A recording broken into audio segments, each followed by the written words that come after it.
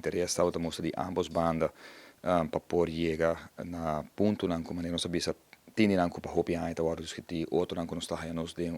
situação diferente nos turismo por exemplo nós sabemos que na 2011 o cambio de ata sui generis estava determinante para o êxito que nós temos em turismo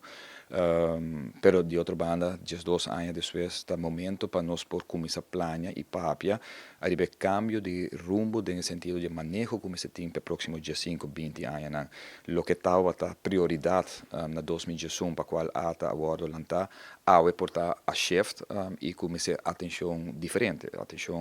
no sentido que maneira nossa a base de moratório que tem de voorbereidingsbesluit die riba ROPV acaba eigenlijk voor die 2018 não tem otorgação mas de permisso de hotel, condomínio, etc. Copiando portanto na altura já sabe que passou ainda não se na weien e na effecto de hopi de permisso não guardo na do passado de 5, 20, 25 anos passar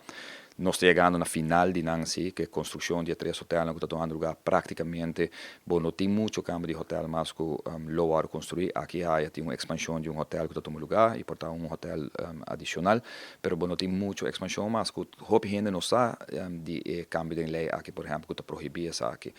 Mesmo que está a lei de all inclusive, que certo momento está regular uma discussão que tem no momento aqui arriba lo que está Airbnb,